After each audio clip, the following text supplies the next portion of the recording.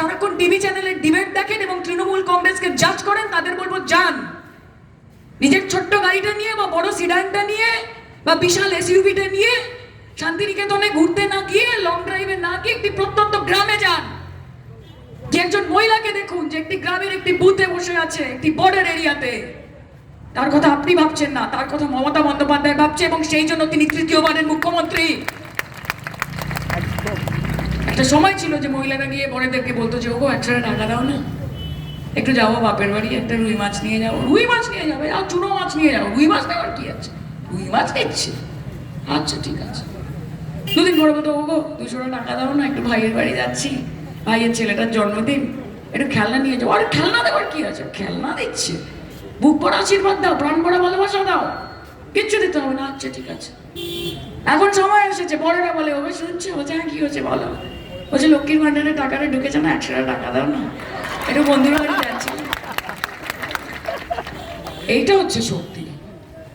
গ্রামের মহিলারা ভাবে যে আমাদের কথা আমাদের বাপ মা ভাবেনি, আমার স্বামী ভাবতে পারেনি, আমার ছেলে পুলে ভাবেনি, আমার কথা যদি কেউ ভেবে থাকে সে হচ্ছে আমার দিদি, তার নাম মমতা বন্দ্যোপাধ্যায়। একজন মহিলা যখন গ্রাম দিয়ে যায়, একটা কুলফির গাড়ি দাঁড়িয়ে থাকে, আজকেও দেখেছি একজন মহিলা 10টা আঙুলে এরকম ভাবে 5খানা কুলফি কিনছে দাঁড়িয়ে দাঁড়িয়ে। সেই ক্ষমতাটা তার ছিল না। যখন 3 বছর আগে তার গরম লাগতো আর তার মনে হতো যে আমি একটা আইসক্রিম খাবো, তার কাছে ওই 5 টাকাটা থাকতো না। এই 5 টাকাটা মমতা বন্দ্যোপাধ্যায় তাকে দিয়েছে। মাথায় রাখবেন, নিজেদের সুখ, আজকে আমি বসে বসে বিরিয়ানি খাবো আর আমার পাশে যে আছে সে পান্তা ভাত খাবে, সেটা মনুষ্যত্ব নয়। আমাদের ওয়েলফেয়ার স্টেট, আমাদেরকে মানুষের পাশে থাকতে হবে। আর সিপিএম এর কথা আমি কিছু বলতে চাই না, এদের ব্যাপারে আমরা যত বলবো এরা তত বেশি ফুটেজ পাবে। সিপিএম এর প্রার্থী বলছে আমরা নাকি লক্ষ্মীর ভান্ডার দেবো। আহারে, 34 বছর সরকারে ছিলে, 20 টাকা দিয়েছো কোনোদিন মা বোনেদের? উল্টে নিতে শুনেছি আমি, উল্টে নিতে, তাই কি না? সব বৌদিরা বলছে যে নিত নিত নিত। কৌটো এখনো আছে, কিন্তু ওটা ডিজিটাল ইন্ডিয়া, ইউপিআই, জিপে। এখন আবার ডিরেক্ট কৌটো হচ্ছে না, কৌটোর উপর আবার কিউআর কোড লাগানো, যে স্ক্যান করে নিন। তো মাধ্যমটা পাল্টেছে, ব্যাপারে কি আছে, রুচি একই আছে, রুটি রুচি রুচি। নিজের রুটি মানে হচ্ছে পেটাই পরোটার ঘুগনি, আর সারা বাংলার মানুষ তারা পিঁপড়ের ডিম মাখা ভাত। এবং তাদের সঙ্গে যদি পাঙ্গা না, তাহলে ছেলের রক্ত মাখা ভাতও খেতে হতে পারে। আর রুচি হচ্ছে কি, রুচি হচ্ছে একটার পর একটা ফ্যাক্টরি বন্ধ, তালা বন্ধ, হরতাল, বন্ধ, স্ট্রাইক, এবং তারপরে ওই যে কৌটো নাচানো বাড়ি গিয়ে গিয়ে। আর রুচি হচ্ছে নেতাই নন্দীগ্রাম, সীতা নিতাই নন্দীগ্রাম, ছাইবাড়ি, মরিচঝাপি, ছোট আঙাড়িয়া, বিজন সেতু, এগুলো পরে রুচির মধ্যে। কাজে কমরেড, আমি আগেও বলেছি, আবার আপনাদেরকে বলছি, যে সংগঠন 34 বছর করার পর এমন জায়গায় এসে পৌঁছেছেন যে লাল কাপড় আপনাদের থেকে বেশি বিরিয়ানির হাড়িতে এখন দেখা যায় পশ্চিমবঙ্গের বুকে। এমন জায়গায় এনেছেন, বিজেপিকে জায়গা করে দিয়েছেন। বলেছেন আমরা তো পাচ্ছি না মমতা দিকে হারাতে, তোমরা এসে ভাই হারাও, আমাদের বাকি কিছু যায় আসে না। বাংলার মানুষ মরছে মরুক, আমাদেরকে মমতা বন্দ্যোপাধ্যায়কে হারাতে হবে। তাই আমরা পারছি না, বিজেপিকে আসতে দাও। 15% vote share, direct transfer, direct transfer বাম থেকে নামে গেছে 2019-এর নির্বাচনে। কে জায়গা দেয় এত? ঘুম থেকে উঠে মমতা বন্দ্যোপাধ্যায়কে গালিগালাজ করছেন, ঘুমোতে যাওয়ার সময় গালিগালাজ করছেন, ঘুমের মধ্যে স্বপ্নে গালিগালাজ করছেন। কষ্ট হওয়া স্বাভাবিক। 34 বছরের রাজ্যপাটকে পাট পাট করে গুটিয়ে আলমারিতে ঢুকিয়ে দিয়েছেন মমতা বন্দ্যোপাধ্যায়, খারাপ তো লাগেই। কটা মিটিং মিছিল করেন বিজেপির বিরুদ্ধে, এই যে না খেতে পাওয়া মানুষগুলো 100 দিনের কাজের টাকা পাচ্ছে না। কবার নেমেছেন কমরেড রাস্তায়? এখানে করতে হবে না, দিল্লিতে কতবার আন্দোলন করতে গেছেন। আপনারা পাঠাবেন সিপিএম এর সাংসদকে, সে দিল্লিতে গিয়ে আপনার অধিকারের জন্য কথা বলবে না, সে গিয়ে ওখানে মমতা বন্দ্যোপাধ্যায়ের কুৎসা করবে। আর বিজেপির প্রার্থীকে তো খুঁজেই পাবেন না, উনি তো দিল্লিতে থাকেন। 2000 টাকার একটা গ্রান্টের জন্য 12,000 টাকা এয়ার টিকিট কেটে যেতে হবে দিল্লিতে, খুঁজে পাবেন না তাকে। দেখেছেন কোনোদিন? বিজেপি হচ্ছে এরকমই, ইলেকশনের আগে আসে উড়ে উড়ে ভোট পাখি হয়ে, এসে বলে যে গাই আমি কানে কানে শুধু একবার বলো তুমি যে আমার, তুমি যে আমার, কহো না প্যারে, কহো না প্যারে। ইলেকশনের আগে, যেই ইলেকশনটা মিটে যাবে ব্যাস তখন আপনি গাইবেন কোথা কোথা খুঁজেছি তোমায়, তুমি জানো কি হাসি বৌদিরা আমার আছে, পলিটিক্যাল মিটিং হচ্ছে। আমি তো গম্ভীর গম্ভীর কথা বলতে পারি না।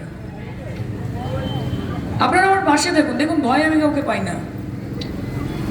আমি ভালো আছি, ভালোই আছি বৌদি, 68 দিন বেঁচে আছি অন্তত, এইটুকু বলতেই পারছি।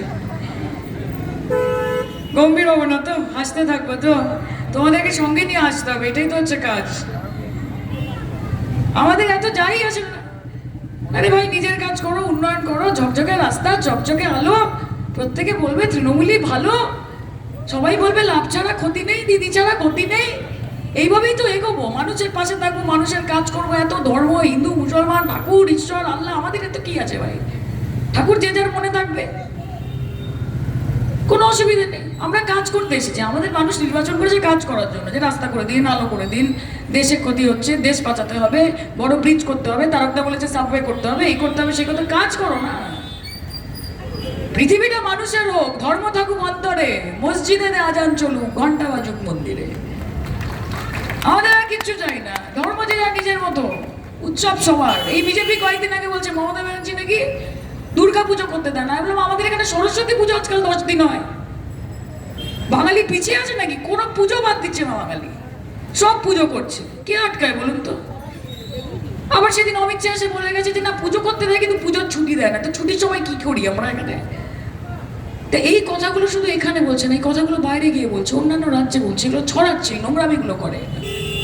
আমি হায়দ্রাবাদ দেখেছি, আমাকে একটা टैक्सी ड्राइवर बोलছে आपके वहाँ पे तो दुर्गा पूजा नहीं होता है ना। नहीं वहाँ नहीं होता, आपके घर के बरामदे में होता है। नहीं मतलब मतलब क्या? তাহলে এখানে কলকাতায় দুর্গা পুজো হয় না, হায়দ্রাবাদে আপনার বাড়িতে পুজো, আমরা ওখানে যাই অঞ্জলি দিতে। এই এই এই বদমাইশিগুলো বন্ধ করতে হবে। এদের ভীষণ অহংকার হয়ে গেছে এই বিজেপিটা। কাজে এদের জামানত বাজে, এদেরকে আর সুযোগ দেওয়া যাবে না। এদেরকে বোঝাতে হবে যে আজকে গণতন্ত্রে গণদেবতার শেষ কথা বলে, তোমরা যদি ভোট দিয়ে ওনাকে ওই সিংহাসনে বসিয়ে রাজা করতে পারো, পরের দিন টেনে এসে নামিয়ে ওনাকে বিক্রি করে দিতে পারো, এইটা তোমাদের শক্তি। এত দম্ভ বলো না। 8,000 কোটি টাকার এরোপ্লেন চড়ছেন, চড়ুন, আকাশে থাকুন, মাটিতে নামতে হবে না।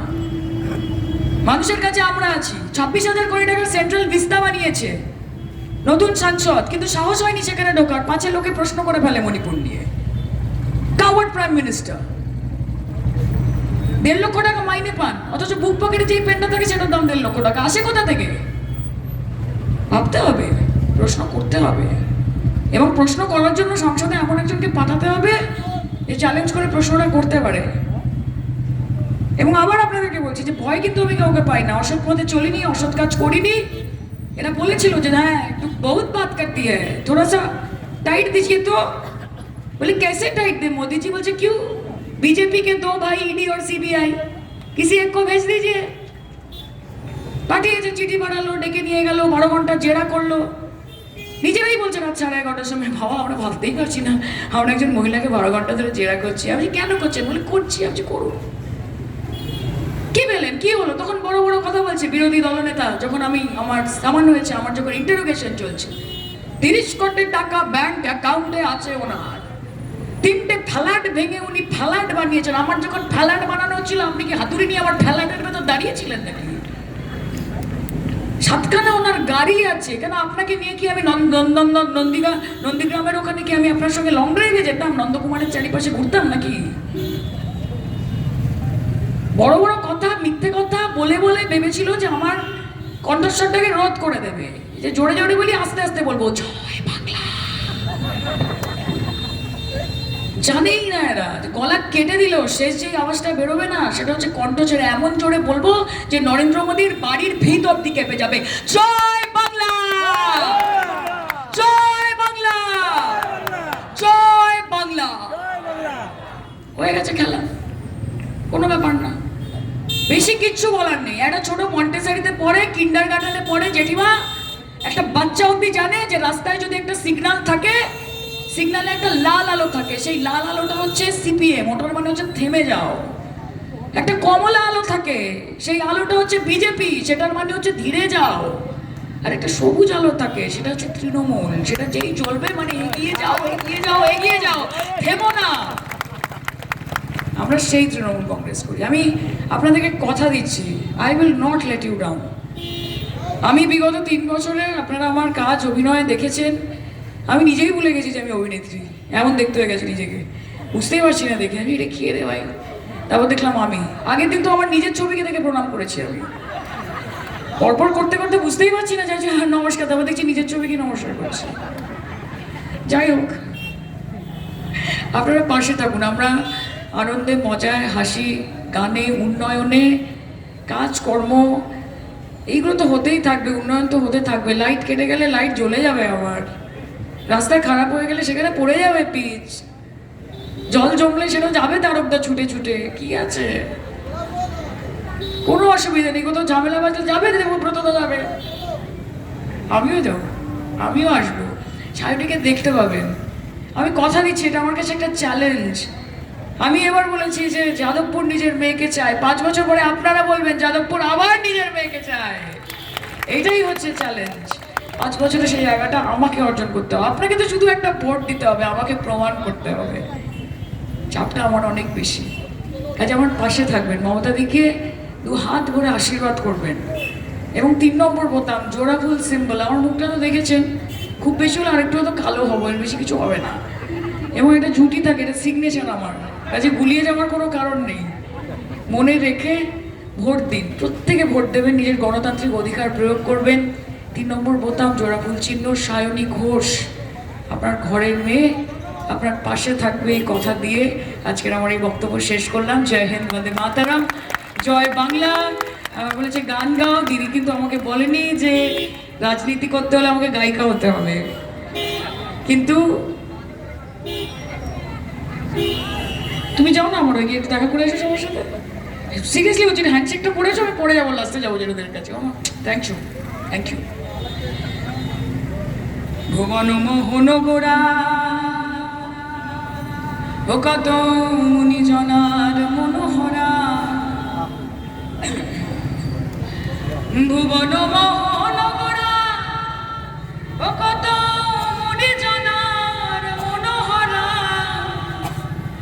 ওই আমি ওই নয়নে নয়ন দিয়ে থাকবো মগনা, না না না ছেড়ে দেব না, তাই মাঝারে রাখিব, ছেড়ে দেব না তোমায় হৃদয়ে রাখিব, ছেড়ে দেব না।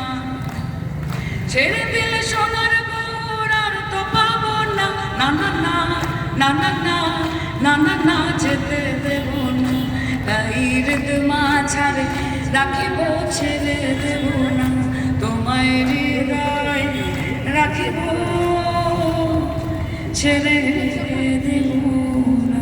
Thank you.